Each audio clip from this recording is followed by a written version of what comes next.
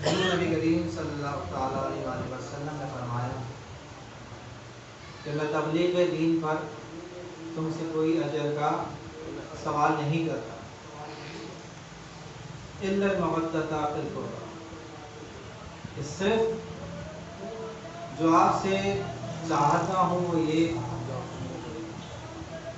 کہ میری جو قرابت دار ہیں ان سے محبت کرو۔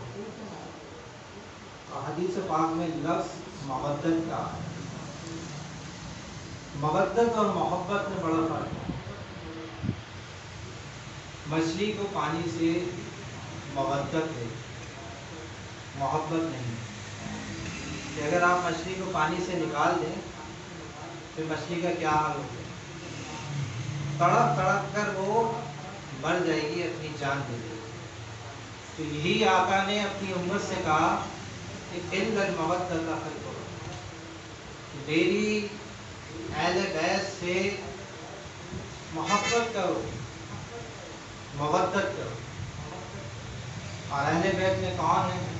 جب آقا سے پوچھا گیا، صحابہ کرام نے سوال کیا تو آپ نے فرمایا کہ مولا کائنات حضرت علی، سیدہ کائنات خاتون جنت حضرت فاطمہ رضی اللہ تعالیٰ عنہ اور حسنین کریمہ، یہ میری اہل بیت میں سے قرابت دار ہے۔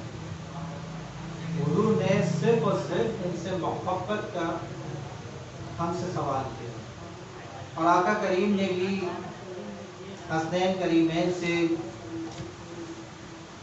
تاجدار کائنات نے جس طرح سے محبت کا اظہار کیا، احادیث کریمہ اس سے بھری پڑی ہے۔ جن میں سے ایک حدیث آپ کے گوش گزار کرتا ہوں کہ حضور نبی کریم صلی اللہ تعالیٰ علیہ وآلہ وسلم نے فرمایا کہ حسن، کہ جس نے حسن و حسین سے محبت کی اس نے مجھ سے محبت کی، اور جس نے مجھ سے محبت کی اس نے اللہ سے محبت کی۔ یہ نہیں فرمایا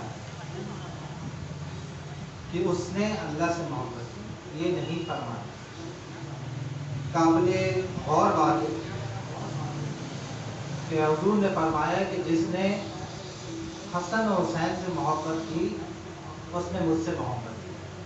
اب نظم تو یہی بنتا ہے اور کہنا بھی یہی چاہیے کہ جس نے مجھ سے محبت کی اس نے اللہ سے محبت کی، مگر حضور نے یہ نہیں فرمایا، آگے صیغہ بدل دیا، فرمایا کہ جس نے حسنین کریمین سے محبت کی اس نے مجھ سے محبت کی، اور جس نے مجھ سے محبت کی اللہ اس سے محبت کی۔ یعنی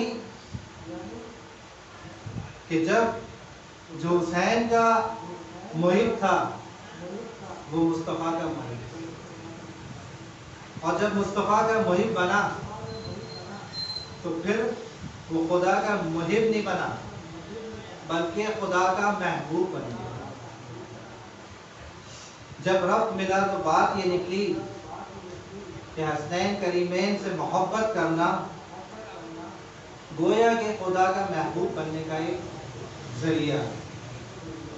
تو جو چاہتا ہے کہ خدا کا محبوب بن جائے تو وہ حسنین کریمین سے واہیانہ محبت کرے۔